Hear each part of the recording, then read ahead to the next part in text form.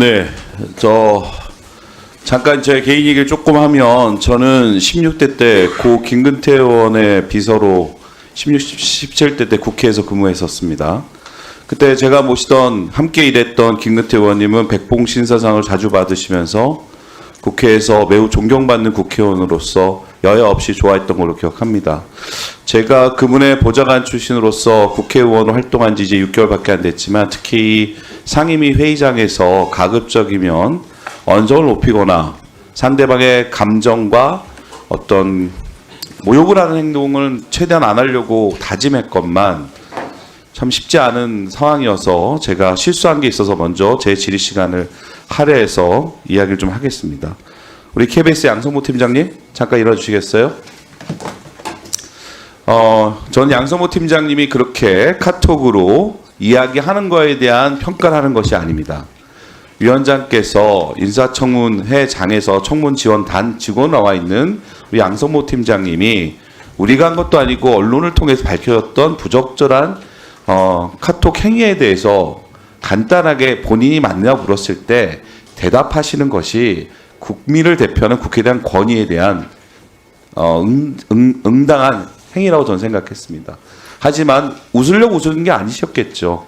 당황스러웠기 때문에 주변을 돌아보셨고 그 안타까움을 느꼈던 우리 후보자께서는 보호하려고 하셨고 하지만 그거는 당연히 결국 본인이라고 답을 하셨지만 답을 하신 게 맞다고 봅니다. 그 과정 속에서 제가 고성을 높인 점 사과드립니다. 그리고 그 관련돼서 아무튼 오늘 하루 종일 힘드실 텐데 크게 아무튼 죄송합니다. 앉으십시오.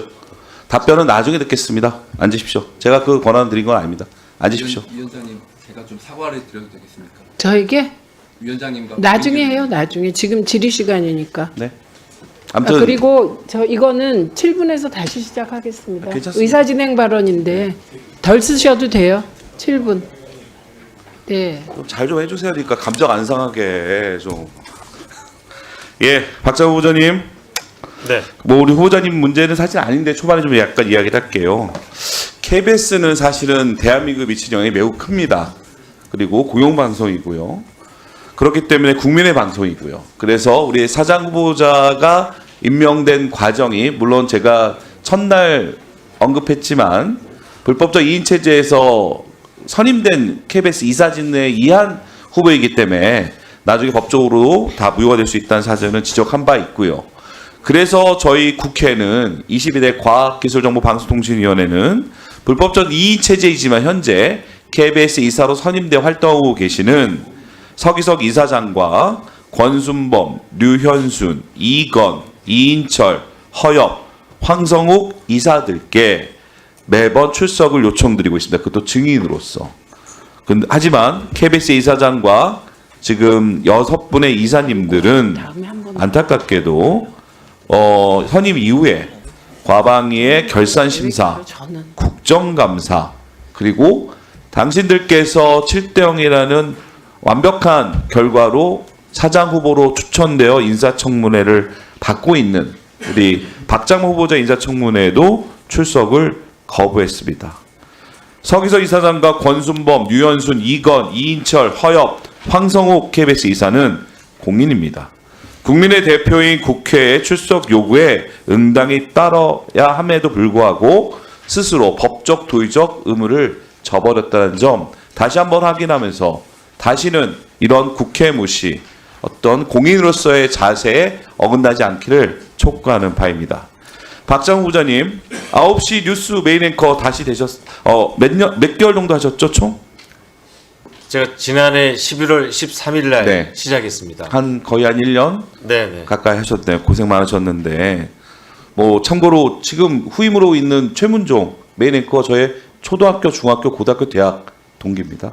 아, 네. 뭐 이런 개인적 얘기를 전에는 박민 사장과 이름이 같다 얘기했는데 약간 웃음이 없어서 웃음을 들려고 했지만 재미가 없네요. 근데 다 인간적으로는 다 관련이 있습니다.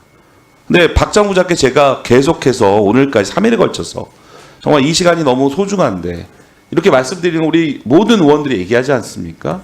공영방송 KBS 위기를 구하고 보도의 공정성 정확성을 지키기 위해서 사장님이 할 수 있는 인사권, 리더십 매우 중요하다는 겁니다. 하지만 반복해서 이야기하지만 PPT 좀 띄워주세요.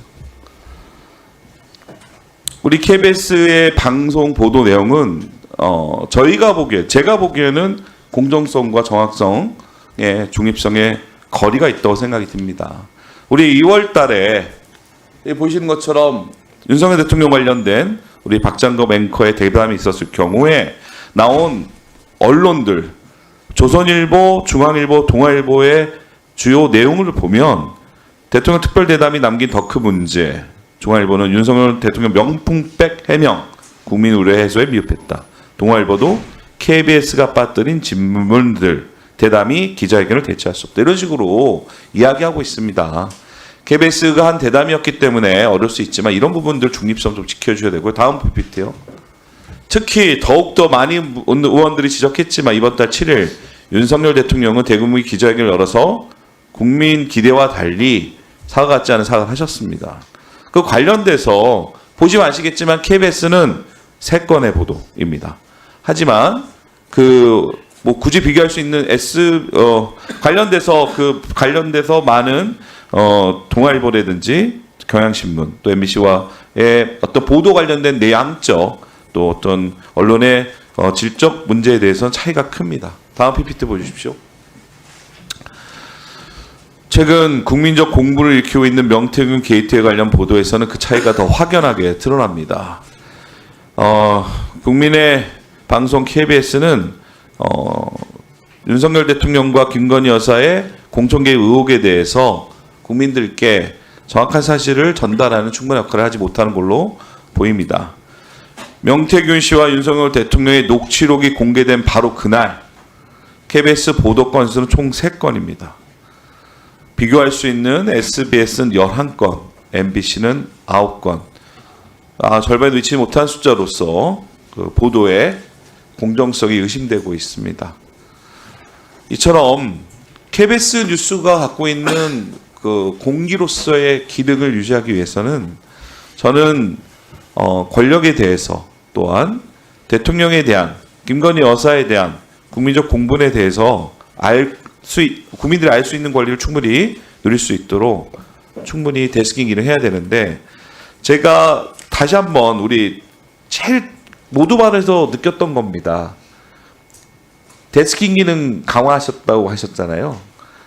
저희 모두 발언에서. 네네네. 그렇죠? 네. 문책하겠다 하셨고 그리고 좀 안타깝게도 계속 명태균 건에 대해서 아까 나온 얘기지만 오빠는 그게 윤석열 대통령 아니다. 오보다. 라고 그렇게 누가 단정을 짓거든요. 근데 그건 아직 팩트 확인된 게 아닙니다.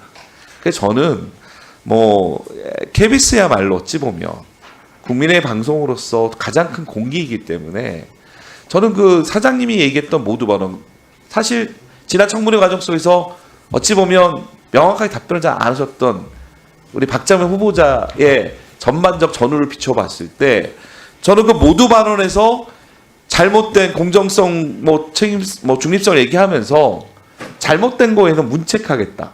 데스킹 기능을 강화하겠다가 너무 도드라지게 느껴지는 겁니다. 그래서 다시 한번 30초 남았는데요. 이 자리에서 그것에 대해서 본인의 의견, 역사와 기록이 남으니까요. 어떻게 할 건지, 데스킹 기능을 강화하지만 그것이 취재의 자유권을 보장하는 수준인지 설명 한번 해주십시오. 네, 제가 그걸 강조한 거는 KBS가 가장 큰 타격을 입은 걸 보니까 이 오보를 했을 때가 가장 큰 타격을 입었습니다. 시청자들에게 신뢰성이 금이 갔을 때 가장 타격이 있었기 때문에 데스킹 과정을 강화한다는 것은 사실 확인을 철저히 하자는 의미입니다. 이걸 뉴스 아이템을 내자 말자 그런 데스킹이 아니라 저희가 통상적으로 이루어지는 데스킹은 철저한 팩트 파인딩에 기반해서 뉴스를 제대로 만들자는 겁니다. 네, 그리고 박 의원님 아까 저희 직원의 이 마음을 좀 어루만져 주신 점 대단히 감사드립니다. 잘못한 건 잘못한 거고요. 제가 잘못한 건 상관없는 거예요. 네, 감사합니다. 한민수 의원님 질의하십시오.